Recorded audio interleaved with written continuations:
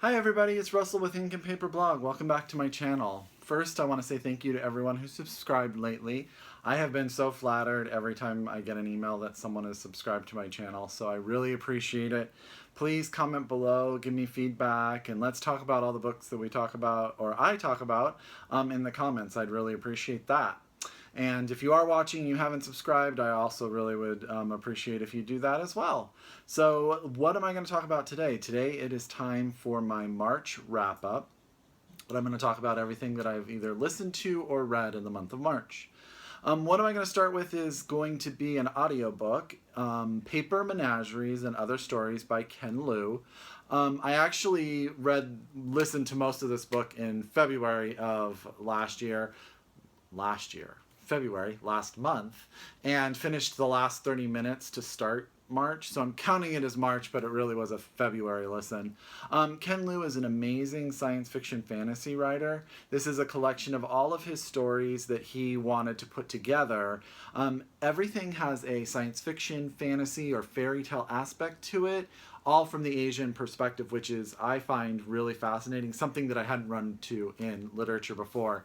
I'm only going to tell you about two of the stories because it is a long novel. It's about this big. It was about 15 hours, I think, to listen to.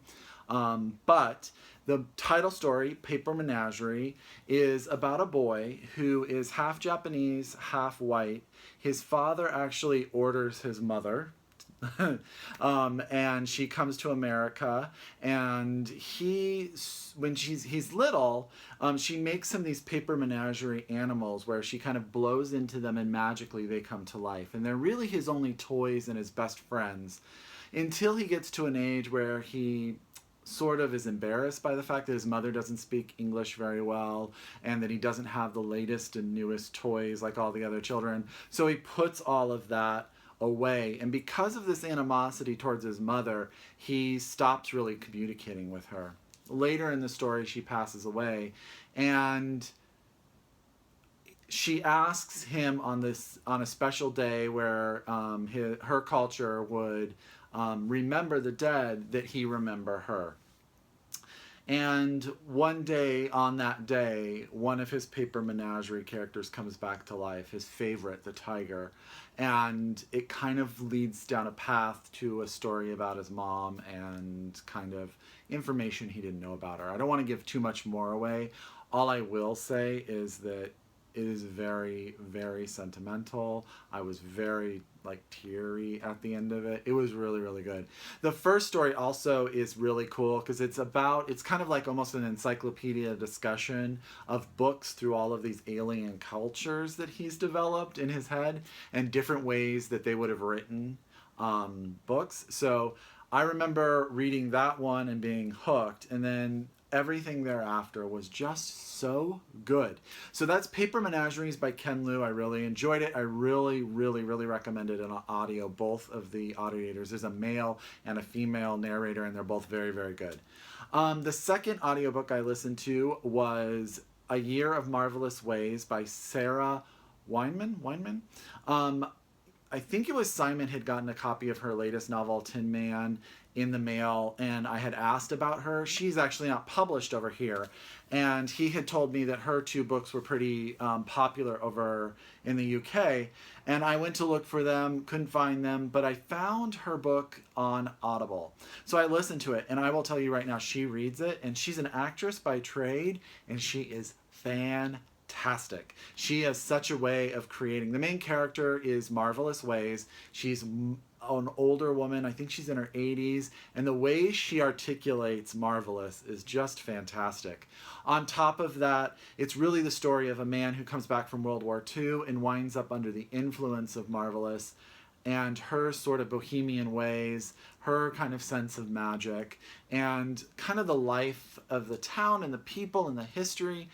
It was really, really good, and I really wish I could find her other book on audio because I would love to listen to it, but that was The Year of Marvelous Ways by Sarah Weinman. I highly recommend it on audiobook. I'm not going to go through the books that I read in the order that I read them because I don't have that up, but I will start with one that I know a lot of people are aware of, the Gustavs Denada by Rose Tremain. Now, again, as I've said before, this is my first Rose Tremain novel. and it blew my socks off. She's so good. This is the story of Gustav and Anton. They are young boys when they first meet. Anton comes to the school as a new person or a new student, and Gustav kind of takes him underneath his wing, and they develop a friendship. Anton wants to be and is very talented at the piano, but because of stage fright can never become a pianist. It's about their relationship. It's about the relationship between Gustav and his mother. I actually think my favorite section, the book is broken into 3 sections. The first is the childhood friendship. The middle is how Gustav's parents met each other and their story, which I think was my favorite section. I really felt in the first section I didn't understand the mother nor her, what she was trying to do. Or why she was the way she was. But the middle section is so brilliantly done. By the end of it, I was a huge fan of the mom. And the last section is them as adults in their 50s and kind of how they are going to develop their final parts of their relationship. Rose Tremain is a brilliant writer. She's got gorgeous sort of lyrical prose. She has a way of just with a few simple words taking you somewhere, and you're there and you feel everything that's going around you. At the end of the book, I was really happy with the way it ended, what I had to read, and the story. I really hope this makes it onto the Bailey's Women's shortlist because I want more people to read it. But if you haven't read it, please go out and do so. It's the Gustavs Sonata by Rose Tremain. Another book that I read this month was Hotel Iris by Yoko Ogawa. Now, this is the second novel that I've read by Yoko. I read her novel, The Housekeeper and the Professor. I think, yes, The Housekeeper and the Professor, last year, and it was in my top 10 favorite books of last year. It was really good. This book is much, much darker. This is the story of a young girl who works with her mother in a hotel, the Hotel Iris. They own it. And in the beginning of the novel, we're introduced to a character who has rented a room and he has a prostitute and something goes wrong. And the girl in the story becomes infatuated kind of with this gentleman, and they wind up developing a relationship. And that relationship is very two-sided. Now, she's young. She's like 17, I believe, and he is older. And in public, it's very much like a grandfather-granddaughter sort of relationship. He spoils her, wants to take her places where she's never been. And once they are in his house, where he lives on an island, very isolated from where she is and her family and people, it takes a very dark sexual turn. It's about abandoning your self-control to another person. It's about that empowering you to be the person who you want to be. I don't know much more than I want to say because it does take a crazy twist at the end that I didn't see coming. But I will say she has turned into one of my favorite writers. She has one more collection of novellas out, which I have on my shelf, which I probably will get to soon. And I just really love her. That's Hotel Iris by Yoko Ogawa. This is the darkest book that I've read this year, and I really liked it. I really, really, really liked it. So if you haven't read her, please do. I said that was the darkest book, and then I'm going to talk about this one. The Natural Way of Things by Charlotte Wood. I know that this was batted about last year. I know some people, Simon, love this book. I know some people, Mercedes, did not love this book. So it's very polarizing. But it did win the Stella Prize over in Australia, which is kind of their big literary prize. What is the book about? It is actually the story of, I want to say 8, but I'm not sure exactly on the number, but a group of women who wake up one morning and they've been sort of taken out of their lives and placed in a prison. And you find out that their only connection is that all of them have sort of a sordid past with sexual, what is the word I'm looking for? They were involved in sort of sexual scandals. That's the word. Sorry for the pause. I wanted to get that right. And the two main characters are these women who are strong and are not surprised that they're there, but don't accept that this is going to be permanent. And there are two gentlemen there that are kind of in charge. They're they're put into work parties, and what happens is they think they're waiting. The guys who are in charge are waiting. Everyone is waiting for someone to come and sort of tell them what's next, and that person doesn't come and everything sort of kind of starts to fall apart. They start to run out of food. They have to become a commune. They have to start trying to forage and hunt for themselves.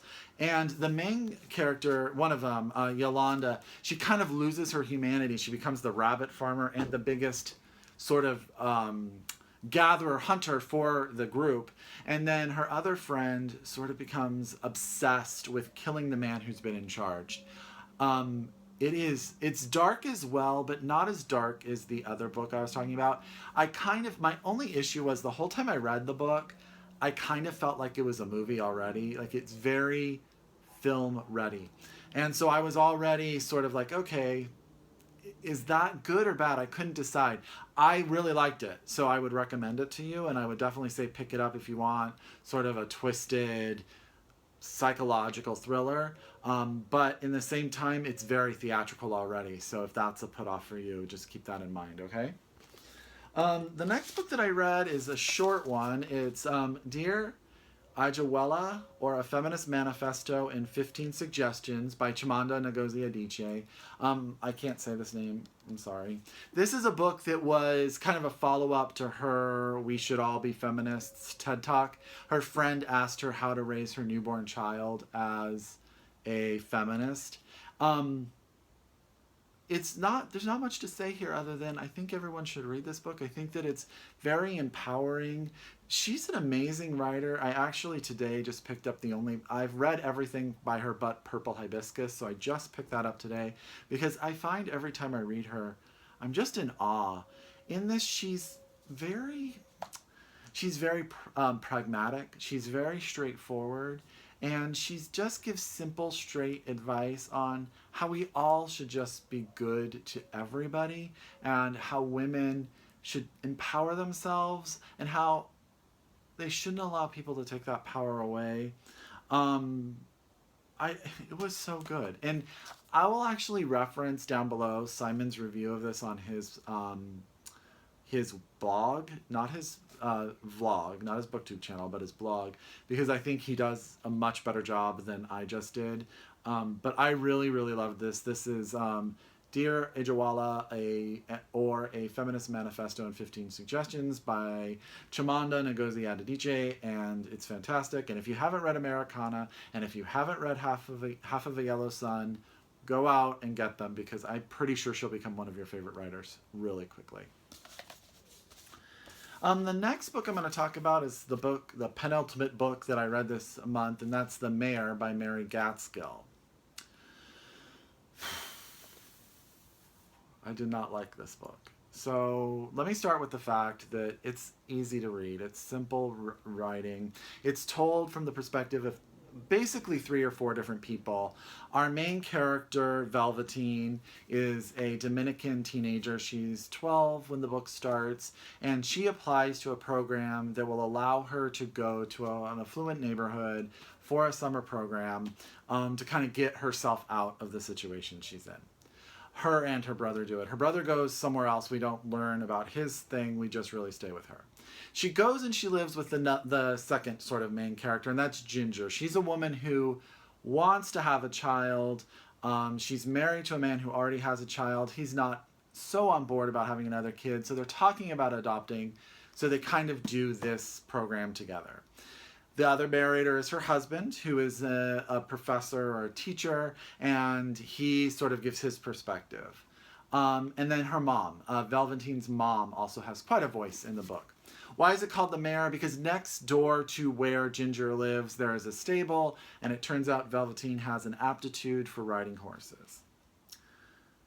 This book just became so cliche for me. When a young girl struggles with what she's going to do with her life, it is not always a boy problem. And though I appreciated the fact that Mary Gaitskill wanted to focus on sort of this mother-daughter tumultuous relationship that they had, I felt like she didn't understand the Dominican culture, and she kind of was making assumptions from a white perspective that by the end of the book I was rather offended by. So there was a lot of generalizations in this book that were off-putting to me. I didn't find it hard to read. It is actually pretty long. It's over 500 pages, I think. And I read it fairly quickly. But in the end, when it finished, I was just angry. And I don't know any more to say with that. I hope her other books are not like that, but I didn't like this book. I'm about to get a visitor. Say hi, Baxter. Baxter is sitting in the room with me while I do my thing. So, can you sit down? Hi. Okay. Lay down. Thank you. The last book that I read this month is The Lonely Hearts Hotel by Heather O'Neill. And this is the exact opposite. This book is so good. Now, I already said in my last video that I did that this book is dark. It's not going to be for everyone. It is the story of two children that are put in an orphanage. Rose and he has a French first name, Perrot. I'm not saying that right. They meet each other as children in an orphanage. Perrot is actually sexually abused by one of the nuns in there, and she becomes jealous of their relationship.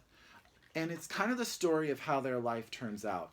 Perrot gets out of the orphanage. He's adopted by a wealthy man, but when that wealthy man dies, he doesn't have anything really left. There's stuff about addiction. There's stuff about prostitution. They are known because the two of them together become a pretty popular as they're young.